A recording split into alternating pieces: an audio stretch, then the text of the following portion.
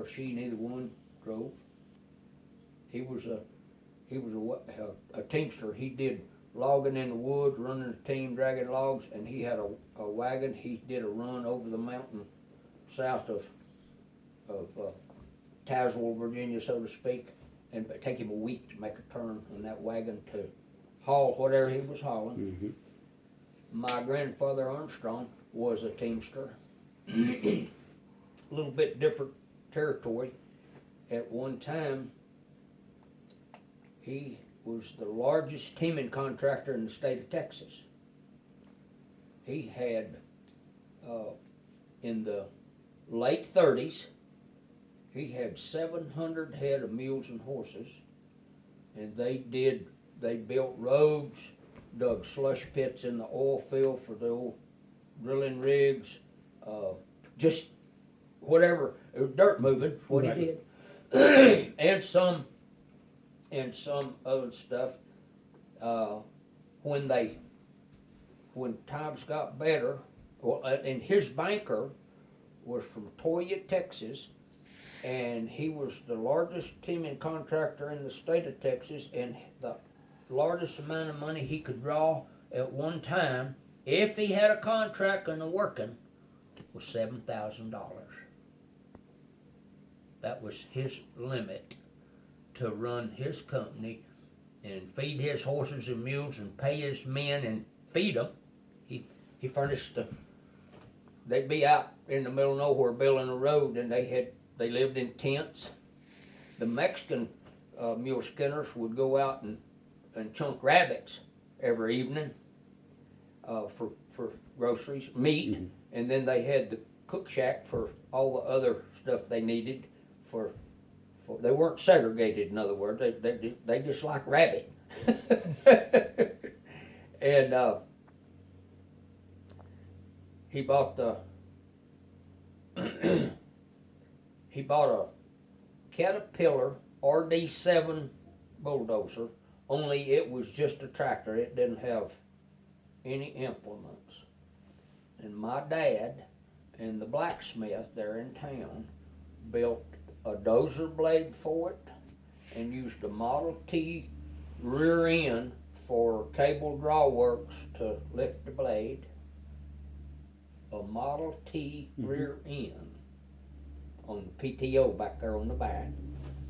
They didn't have nothing, and when they got something, they said, "Boy!" They got a truck. They had a old flatbed truck. You can imagine what it was back in the 30s, and they hauled the lens to the McDonald Observatory when it was being built down there in the Davis Mountains. They hauled the lens up to it, and they had a picture of it on the truck, and it was so big they had it leaning on on the bed, but the lens was leaning kind of like they haul glass, you know what I mean, and you could see that big lens. It was like maybe 6 or 7 foot piece of glass. I don't know how thick it was. All I know was what I saw in the picture. And they hauled that up, but they didn't have nothing. Well, they made do with what they had. That's what I'm saying. But they were all exactly the same. Some were able to do more because the work was there, or whatever.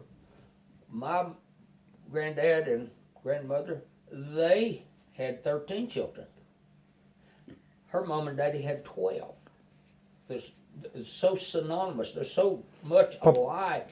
Papa Kirk, same way, raised 11. Vegetables in the garden. She had a greenhouse because down there in Pecos, the bugs would eat it up if you didn't have a little greenhouse. She had a little greenhouse. Well, way back in the 30s. Mm-hmm. They had eggs, milk cow, right there in town to raise 12 kids. It was amazing. The how much alike. And you tell me the same stories from down there. Abbeville. Down in Abbeville. Same thing with the Kirklands. Exactly the same. Hard work.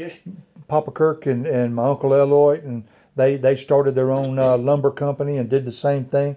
they would get their flatbeds and build their own hauling and winches to drag it up and to get it going. And you know that they farmed their own and fed their own, and everybody just looked after each other.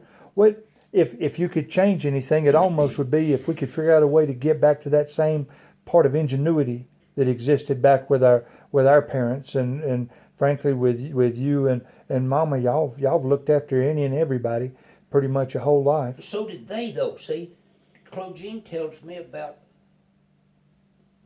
a myriad of people that her mama fed.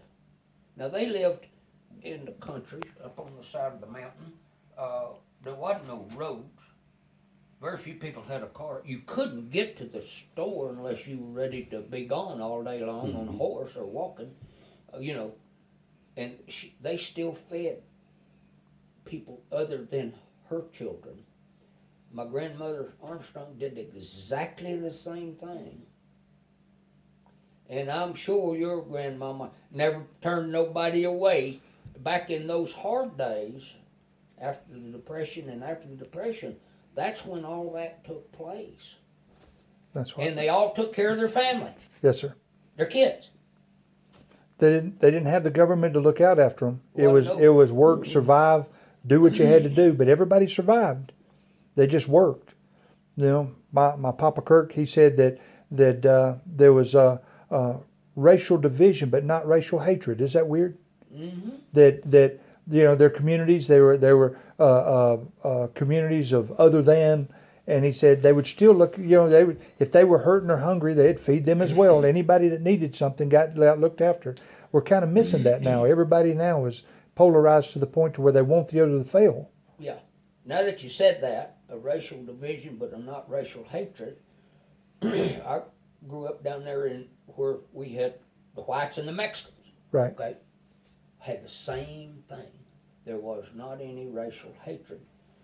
And I know this for a fact because when my father passed away, 700 people came to his funeral at the Baptist Church in Pecos.